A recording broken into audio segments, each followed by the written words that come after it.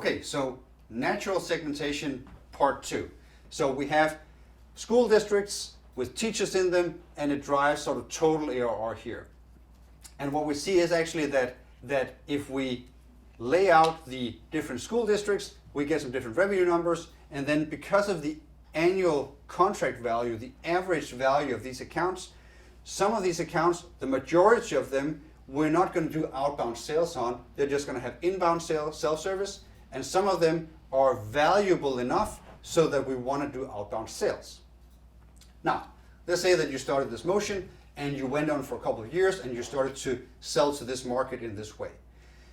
Over time, your numbers will start to develop in a way that reveals a lot about your business and which direction it's going. So I've just input some numbers here that we can play around with a little bit.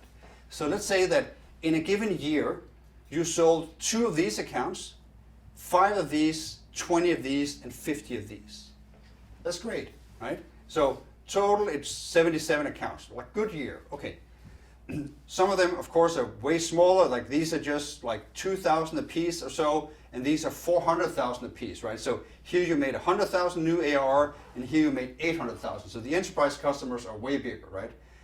But then also, we need to look at the churn rate. So what is your historical churn rate on enterprise accounts? So let's just say it's 5% here. And let's say that for all of these other accounts, it's just 10%.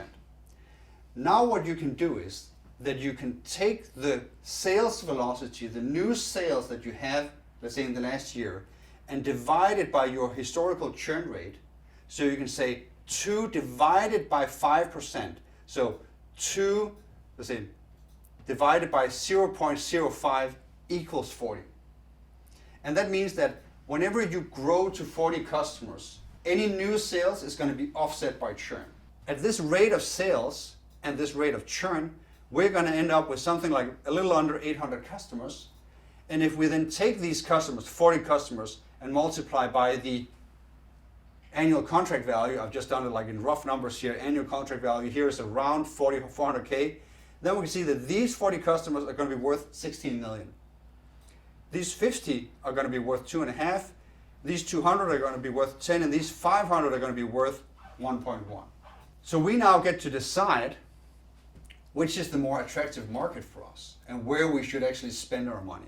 Should we, let's say we have new money to invest in sales, do we want to invest them, let's say, here, where we already stand to get something like 80% of this marketplace? Or do we want to invest it, let's say, here, where we stand to get something like, let's say, 15, 16% of this marketplace? Over time, and we get 10 million, or and so forth. So if we do nothing, this business will stabilize at around 30 million ARR. So now we can do a couple of things, right? We can change the prices. We can increase the sales volume. So especially here, where we say, well, we're going to get 50 customers out of the 650. So that means that we're actually going to get less than 10% of this market. Maybe we should get a little bit more. So maybe if we invest here and say, let's double the sales effort of these guys, like hire twice as many salespeople so we can get to 10, then we can get to 100 here, and then we can get this to 5 in end state. Or maybe we get it to 20 or whatever it is, so that we get up and have an equal amount of market share of these guys as we have of these. So can we get this to 80%? Well, then we need to ramp up and we need to get this to, if we need to get this to 500, well, and we have a 10% churn rate, well, then we need to close 50 next year. Because with the 10% churn rate, that's how we get to 500, right? And if we're currently at 5, that means that we need to 10x the capacity here. We need to 10x the marketing, 10x the sale effort, 10x to do anything else. But if we do so, then we can take this to 25 million instead of the 2.5. So if you look at it like this, and you always compare your end state to the total market and see, does this seem reasonable? Could we get to this market share? Anything above 20%, you start to struggle a lot with other competitors. So you need to sort of figure it out. But if you have a market-leading product, or you have a really good positioning, you might be able to do it. Or you might be able to say, hey, at least where is our most profitable customers for the velocity that we have, and where should we then push our efforts? Should we do more inbound self-service? Should we do more of the outbound thing, depending on where our churn rates are and so forth? And of course, Secondary option is to just try to lower your churn rates. Like just create a better product, have more services, whatever, because that is going to also materially impact this over here. If you have the churn rate, you double the customer lifetime. Okay, a few things here. Natural segmentation gives you a really good insight into how your customers actually separate, how many are in each, and they are comparable, right? They have 1 million teachers in each of them. If you do this on an existing business, actually what I do is I just rank them from highest ARR to lowest. So let's say this is a business with 200 million ARR, I would just create 4 natural segments of 50 million ARR. And then maybe we have like a few customers that are the really large ones that creates the top 50 million ARR, and then we have a lot of smaller customers create the bottom ARR. And then you get to look at these ARR quartiles, as I call them, as your own natural segments of your existing customers.